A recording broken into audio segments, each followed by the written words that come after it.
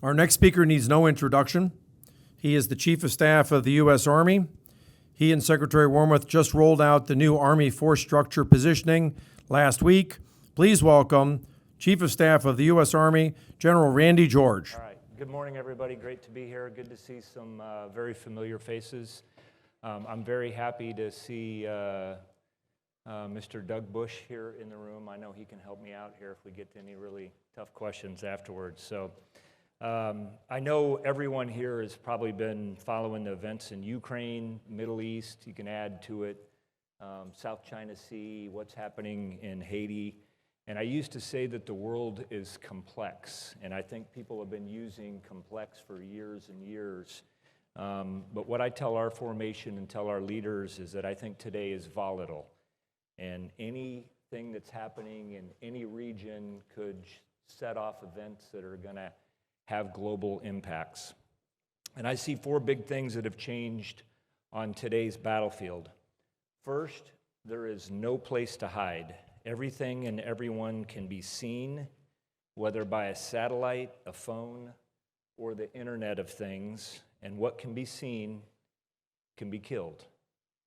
Second, commercial tech is moving faster than military tech, and it has military applications. In fact, employing simple, cheap tech faster is giving people a tactical edge.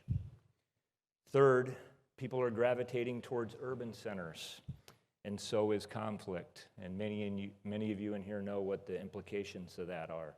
And I think combat today and in the future will often take place in cities. Fourth, the battlefield isn't local like it used to be. Our enemies can reach around the globe and through space and cyberspace. And in the context of all of this change, our Army must be able to do some key things, because it's our job to help the Joint Force deter war everywhere and be ready to fight anywhere against very capable adversaries. To start, we've got to be able to seize and hold ground for the joint team. That's what we do in the Army. War almost always comes down to a close fight in the streets, and we cannot expect to win without making contact on land. Second, we must also be able to reach across the battlefield with long-range precision fires. Land-based fires are lethal and accurate and proving incredibly difficult for the enemy to target. And we must be able to protect our assets and national interest against the reach of our enemies' long-range fires and their unmanned systems.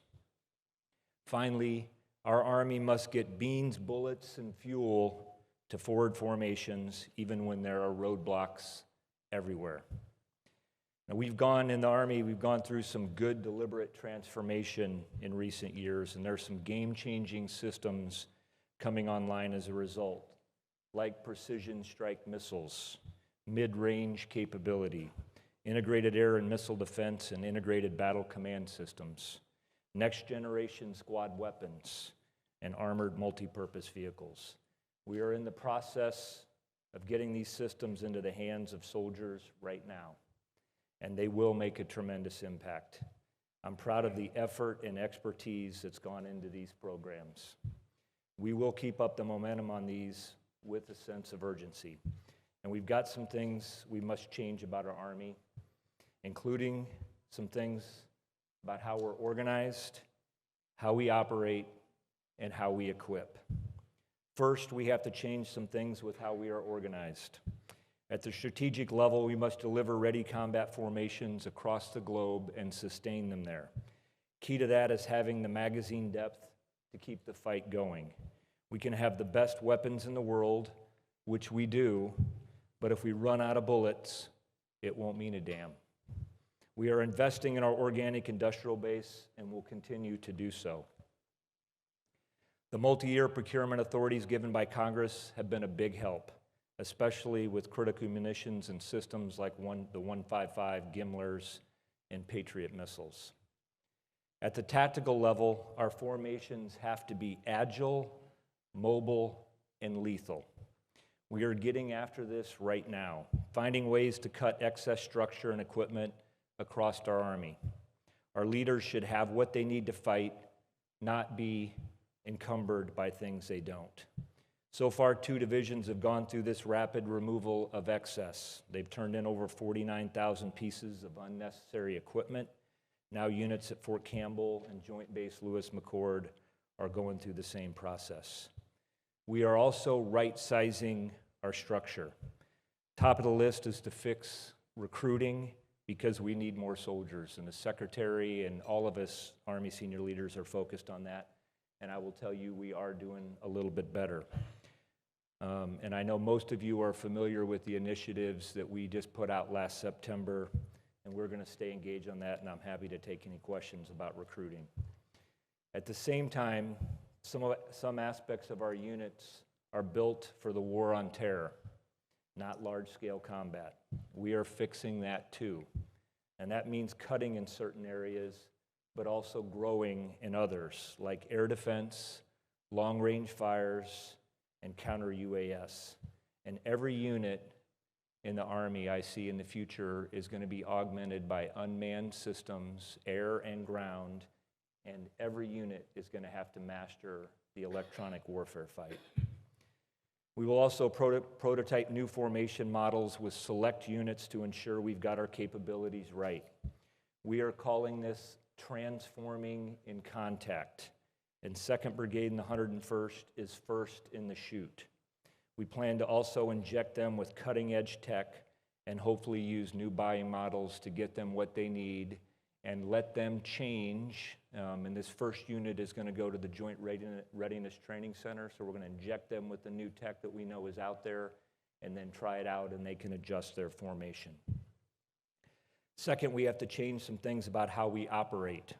At every level, our teams must shoot, move, and communicate across all domains: land, air, sea, space, and cyberspace. And in a world where everything is a sensor, they have to do that while blending in on the battlefield. A big piece of that is the network. Our Army fights through mission command. We count on leaders at every level to understand the mission and to exercise discipline, initiative to get it done. But to do that well, it's critically important to have leaders have access to good, accurate information at the right time and on the right, easy-to-use device. For the last couple of decades, we've basically been our own telecom, like AT&T or Verizon. We brought our own satellite dishes and server stacks, and we set everything up with elaborate displays and hardstand buildings behind HESCO barriers. Today, that setup will get us killed. It is a giant bullseye, visually and because of the electromagnetic signature it emits. Today, this setup is also unnecessary. We don't need to be our own telecom anymore. The modern battlefield is cities with infrastructure, cell towers, and internet providers, and space is filled with established satellite constellations. There is no reason to reinvent the wheel. We can just plug in. And so we are changing our mentality. Our network will be different for the future fight than it was for the last one. We are done hauling around big antennas and server stacks. Leaders will get accurate data on small, intuitive commercial devices like phones and tablets and sensitive but unclassified software-defined radios. They'll be able to move with them around the battlefield and blend into the normal digital noise of their environment. The tech is available to do this now, and we are going to demonstrate that in a couple of weeks at the National Training Center. Third and finally, we have to change how we equip. Think for a minute about what's happening in the Red Sea. Unmanned systems of all sizes are having an impact and at a cheap price. And we know from what's going on in Ukraine that every month, unmanned systems will get quieter, faster, harder to target, you name it. It is a cat and mouse game of development and counter-development, and it is moving extremely fast. We have to get our soldiers the right technology when it is relevant with the ability to upgrade and adapt to the threat. If we don't, then we're putting our men and women in the dirt who are unprepared to fight and win. This isn't just about product innovation, it's about process innovation. Frankly, there are many areas like unmanned aerial systems where the tech exists. It is rapidly acquiring that tech that is the challenge. So we're taking a hard look at how we can better lean on industry's ingenuity and how we can better communicate our acquisition requirements. We're also looking at how we can be more agile when it comes to buying. For example, we need to work with Congress to consolidate funding lines under capability bins for unmanned aerial systems, counter-UAS, and EW, tech that is evolving really, really fast so that we can prototype and then buy at the speed of need. This process will take collaboration, and we welcome Congress's oversight. This is about providing the country the best Army we can and being good stewards of taxpayer dollars. But first and foremost, we need an on-time budget and predictable funding. Our ability to be agile is significantly limited when we are constantly operating under continuing resolutions. I'll end with this. We have to change some things about our Army, and we don't have time to waste. We can't plan to transform once in a generation, and we can't put marks on the wall for when our Army will be modernized. We must transform continuously and iteratively and get better every day, and that's the challenge that I have given to every leader inside of our formation. So quite frankly, that is our Army culture right now. Our Army team is full of men and women who are competent, creative, and courageous, and we trust all of them, and really all of you to help us see the problem, solve the problem, and evolve how we fight. And that's why I'm confident the U.S. Army will always be stronger, more agile, and more lethal than our adversaries. I look forward to your questions. Sir, based upon your desire and the press, clearly the Army is sitting, I'm just using rough numbers because I'm an aviator and I don't do math in public. We have about 440,000 active right now. We have a structure that says 490. Your new structure says about 470. It's clear that there's going to be changes in MOSs and the rest in the new force structure. How do you address this, and how's this also impacting the Army National Guard? Or will they change the same? Okay, a lot of questions in there. First, I will tell you, Steve, is that one of the big things that we are focused on with this new Army structure document is how are we going to have to fight in the future? And what we know is in the future we are going to need more long-range fires capabilities. We know we're going to need more counter-UAS batteries and more counter-UAS inside of our formation. So we are focused on that. A lot of the stuff that we have reduced are things that we know that were very helpful to us over the last 20 years that will be less helpful. I was the force manager for the Army. I'm very familiar with the process, and we go through modeling and how we are going to do that. We are doing the same thing right now with the Guard. And the Guard is, and I've talked to all those leaders, was just out in Arkansas talking to brigade commander and above. They're 39% of our Army. And I tell everybody if we're going to go to war, when deterrence fails and we're going to go to war as a total Army, we're going with all compos. And so we're having those same discussions, and I know they want to do the same thing. We are actually, and I talked briefly about transforming in contact. One of the things that we're doing with adjusting a formation is understanding, so this is back to this is a continual process. Where do we need unmanned systems inside of our formation? At the brigade level, how does it look? And at the battalion level, where do we need electronic warfare capability at our different formations? And that's some of what we're going to do with this transforming in contact.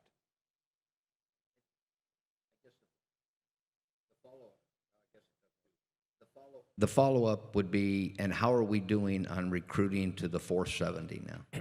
So we are doing better this year. I'm going to look for wood and knock on it up here, but we're doing better. We've made, I think some of the key changes that we have done is we're being very selective on how we're picking our recruiters. That's one of the things, and some of this is looking at how industry does it. We looked at how the Guard does it. We are going to select, we're being selective about how we choose our recruiters, and then we're going to keep them in the same locations so that they can get to know the community and they can continue to grow up in doing that. I think we knew we had to get them better tech, better software. We're doing that. We have some innovation companies out there, so we're taking some of the ideas that the commercial sector is using. That's helping. We're growing warrant officers who are focused on IT and marketing, and we're in the process right now of selecting those. And then, I took away a lot of, I call it sometimes a frozen middle. The recruiting command is going to be a direct report to the secretary and myself to make sure that we can respond with the speed that we need to make decisions in that space. Hi, sir. This way?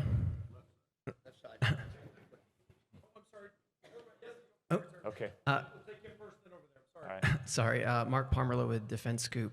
Regarding transforming in contact, when you're talking about some of the software tweaks that you want to make, whether it's the network, EW, or drones, are you talking now about maybe having FSRs at the edge or in the dirt? Are you going to have green suiters kind of doing those software tweaks? Can you maybe shed a little bit of light on that? I want to first I will tell you on FSRs, I've told my formation I want to not have FSRs. So for everybody out here, we want to develop easy to use things that can be repaired, or you take a tablet or something that can be exchanged, because we're not going to have these big fobs like we've had in the past and doing these things. And we have very technically savvy troops that can do a lot of these things. So that's one. Two is we are one of the things with transforming into contact, and we're doing this over in the Middle East right now with counter UAS. We are sending everything over there, developer, user on the ground, and I will tell you, 2nd Brigade, from having visited them just back over the holidays, they have some real expertise that are on the ground, and they can tell us what we need with these systems and how they need to be modified. We've done a lot of that. Coyote missile is a perfect example of some things that we have done that are over there while we're doing it, and then the testers, and they're all right there. So when I'm talking about transforming in contact, I think that's what we need to do. So we need to give them easy to use systems, and we're going to adjust. So for 2nd Brigade, 101st, we're going to adjust their network. They're going to get small UAS. They're going to get loitering munitions. They're going to get next generation squad weapon. We're going to adjust their network so that they're mobile, they can be dispersed, and then they're going to fight those formations and determine how they need to adjust. How many people do you need that are doing unmanned systems at the battalion level versus the company level? Where do you need counter UAS systems? And I think that will tell us a lot. And we're already started on that. And the big thing for us is cost curve. With budget, it's like everybody in here, you can only afford so much. And so what you want to do is get the best value for your money. And that's what we're really focused on. Yeah, good morning. Thank you for your insights, General. Doug Brooks with FGI Solutions. We provide services in post-conflict and conflict environments, including offices in Ukraine and Somalia and so on. My two-part question, I guess. One, just for the record, has there been any degradation of Army capabilities due to U.S. support for Ukraine operations and military? And second of all, what are the key lessons learned that the Army is getting from the Ukraine war? Okay, I'll start with just that last one. Is we have, I could get a separate block here to talk, several of them, to talk about what we're doing for lessons in Ukraine. And what I always tell our formations is that it's a lesson observed until you actually come back and you change how you're training, how you operate. Some of that stuff I talked about up front. What are we doing to make ourselves more, mobile, agile, lower signature?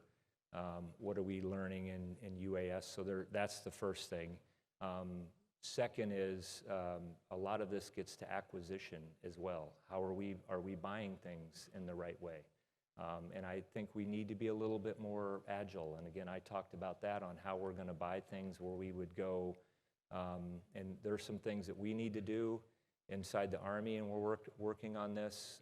Same thing, that we're going to have to ask Congress to do some things. We combine some funding lines and have a little bit of ability that when something really works, that we could then, go back, and it's a lot of small companies out there to say, hey, this is really working, and we want to buy a certain amount, modular open system architecture, and we could continue to do that. Back on the, providing the equipment, we have a very deliberate process that we go through and how we're doing that. Obviously, we have learned a lot through that I just talked about. What we do need is the supplemental, the pass, and those kinds of things, I think are, on-time budgets are critically important kind of moving forward. Okay.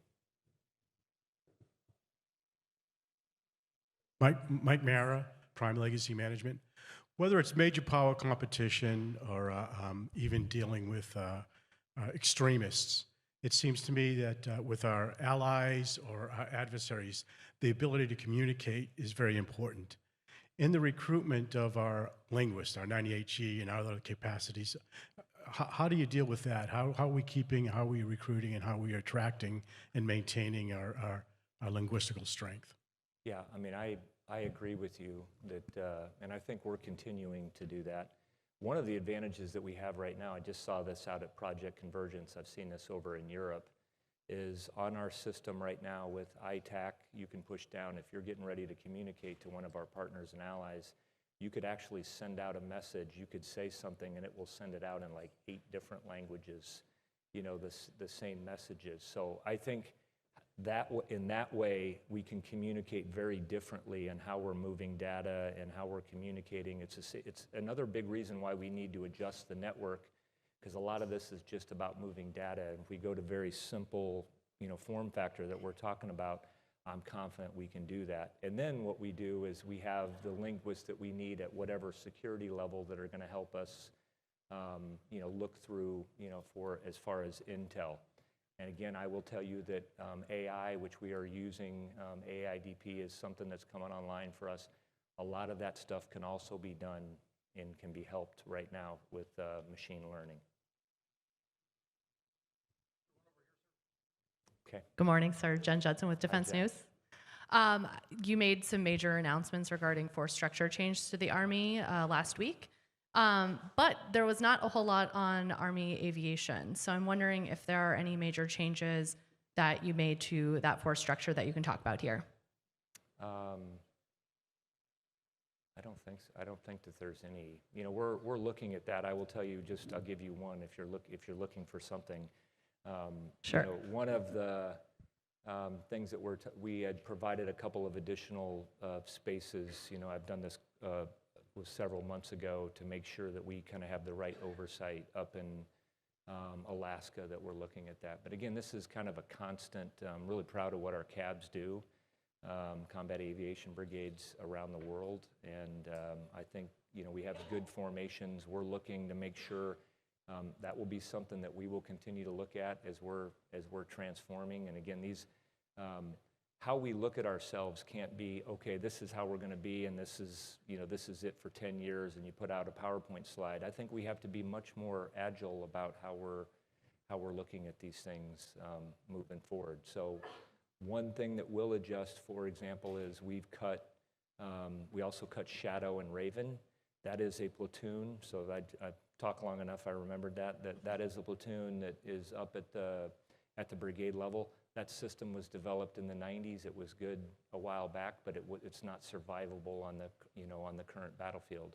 So what are we going to do with those platoons, and how are we going to inject the right UAS platforms for manned, unmanned teaming with our aircraft? I think we're still going to work that out. And that's going to be part of the process that I talked about. Okay, thank you. Hi, Matt Boehner from Defense Daily. On the effort you've led to shed excess equipment, to date, what have you learned about the types of equipment that's out there that you can get rid of, and how much of it is out there, and how do you expect that effort to grow? Thank you. Well, if you're to ask, all the company commanders and first sergeants out there, that everybody wants it to come to their, particular installation. So for for us, the big thing that started this, and I've spent most of my time outside of DC, I know that you spend a lot of time laying stuff out, maintaining it, doing all of those things, and anything that you have that you aren't actually going to use in combat, that's very frustrating to do that. So that's the first thing that we're kind of going through this. And we're also reviewing our MTO as part of a process. I can give you, we had a company that had like 22 generators, and they needed 2. So they got to turn in a whole bunch, a bunch of those things. We're not maintaining them. We've turned in vehicles. We have, through the years, done different things with comm systems and added it on, and what we've been collecting. And so I trust our commanders down there to kind of understand what it is. If there's going to be an actual change to the organization, the MTO, they come back. Most of this is excess. In that same light, we've been looking at our service intervals, and we've adjusted our service intervals. And right now, we've just done it. We're going through a pilot on our heavier vehicles, but this gives time back to, what I tell everybody, if you get, and it's saved like 630 man years just doing that across our Army. If we take, half of that and we spend it on the rifle range, and we spend the other half, with our families or doing other things to build cohesive teams, we're going to be a better Army. Sir, one last question for you. Based on the way the Army's being employed around the world with its equipment, but also how it is supporting so many of our allied nations or partner nations around the world, we're clearly depleting stocks. I mean, there's a limit. And we've talked about the increase in munitions and other things. I'm giving you a chance to foot stomp. How important is this supplemental to getting the Army's holes on the shelf filled back up? Yeah, I mean, it's critically important, and I will just tell you on the, one of the pieces in the supplemental, there's like $580 million in counter UAS, so part of that is, obviously very important to what we're doing. And I'm proud of what our troopers are doing. We have more than 140,000 that are out there, and what we have to do is figure out, it's kind of what we're doing with transforming in contact, is we have to kind of change our models here a little bit and be willing to adjust in how we're getting ready for the future. I know we're out of time, but Okay. Mr. Bush did nudge me in the ribs and say, the chief gets as much time as he wants. No, I want to give it all to Doug Bush. Yes, sir. Just before the FARA question comes up, sir. Just one last thought. I did see that you were very excited about the long-range fires. So could you paint kind of a picture of the long-range fires in terms of how they would really deliver combat overmatch in a China fight? I think everybody is, you've seen that. This is back, I think I got the lessons. It's really hard to target land-based fires. I mean, they can hide and hide in the clutter, fire, move very quickly. Oftentimes, when we're looking at even cheaper and just all the things that we can do. So, I mean, it's an incredible capability, what we're doing with PRISM right now to have, that increased range and, the advancements that we're making in that. I think that it's going to be a big part of the solutions for the joint force. And it's why we want to grow some of that capability. And I think unmanned systems is the other aspect of that we're going to have to continue to move very quickly. And then did you want to close with any kind of lessons learned or thoughts from the FARA transition? From the FARA? You're just trying to keep me up here. Can you not ask Doug Bush that one? He's jumping. No, I know he had a talk hearing about it. I'll set up Mr. Bush. I think that, again, I talked a little bit about this. This is, cost curve and what we can do and, how we put people in contact. I'm very happy with FLRAA, and I think that, that is going to be a game-changing capability that we can have. We're still going to have to, get troops on, put a rifle squad somewhere, envelop the enemy. Those are the kinds of things that we're going to do. I think in a lot of aspects, we have the capability right now to provide reconnaissance through a lot of other, what has changed right now in the space, based constellation, what I talked about up front of what you can see, what we're doing with unmanned systems. I think that there's just so much that we can do there for a real, cost-effective way and actually more ubiquitous that will help us moving forward. Perfect closing. Well done. Okay, thank you.